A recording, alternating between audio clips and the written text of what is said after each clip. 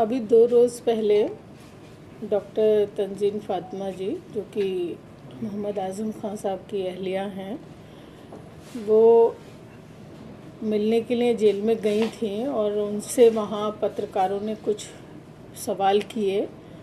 तो उन्होंने जवाब दिया कि जो आदमी परेशान हो, जो हर तरफ से नाउम्मीद हो गया हो, बार बार कोशिशें नाकामयाब रही हों, तो जाहिर सी बात है वो यही कहेगा कि भाई ऊपर वाले से हमें उम्मीद है, या अल्लाह से उम्मीद है, या भगवान से उम्मीद है।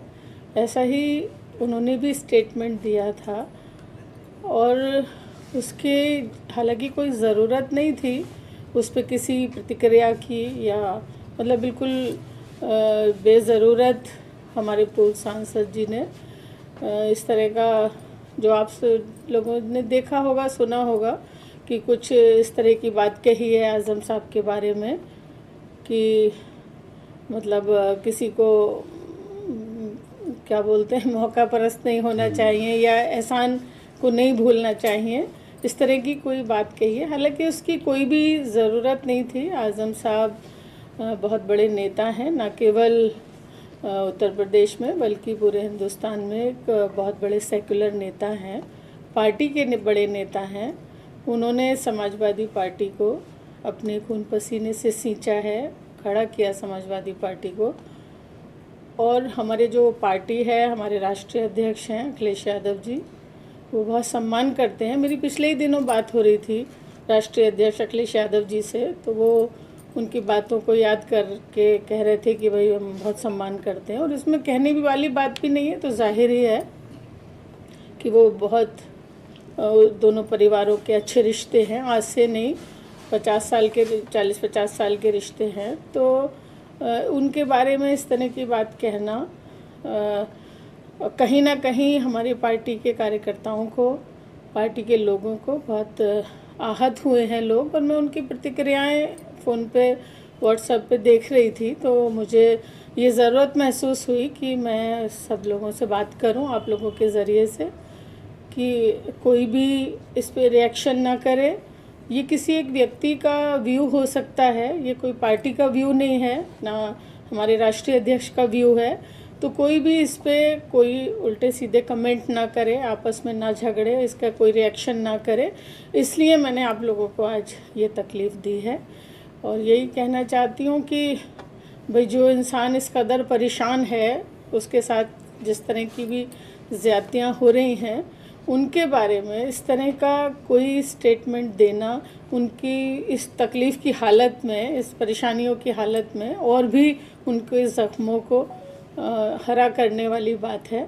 तो मैं यही आप लोगों के ज़रिए से कहना चाहती हूँ। और कोई बात आप पूछना चाहते हैं तो आप भी मुझसे पूछ सकते हैं। और सभी कार्यकर्ताओं से बार बार मेरी ये अपील है कि कोई रिएक्शन ना करें, कोई इस पे प्रतिक्रिया ना करें, इस पे कोई आपस में बहस ना करें। पार्टी को इन सब चीज़ों से नुकसान होता है और पहले भी हुआ है, और आगे मतलब इलेक्शन ईयर है, और अगर दो परिवारों में इस तरह की बात करने की कोई कोशिश हो रही है या इस तरह से हो रहा है, तो भाई मैं पार्टी के कार्यकर्ताओं से बार बार कहना चाहती हूँ कि समाजवादी पार्टी को इन बातों से नुकसान होगा।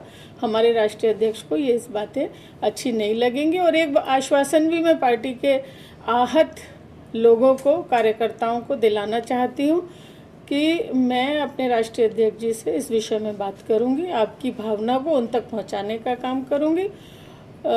आप लोग आपस में कोई भी रिएक्शन ना करें, कोई भी आपस में एक दूसरे को कमेंट ना करें और संयम बरतें, वही माहौल को सही रखें। हमें पार्टी के लिए काम करना है, हमें पार्टी को आगे बढ़ाना है, हमें जो है आपस में इन बातों में नहीं उलझना है। और सभी लोगों से बार बार अपील है कि संयम बरतें।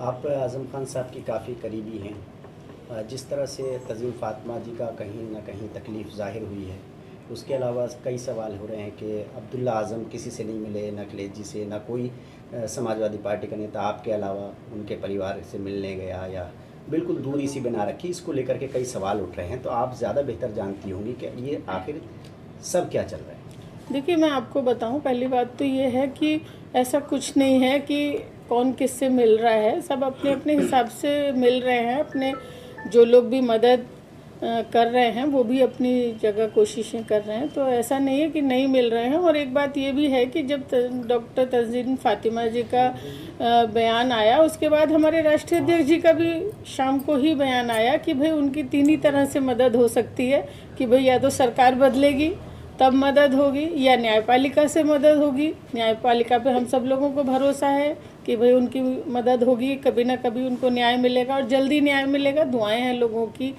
उनके साथ में।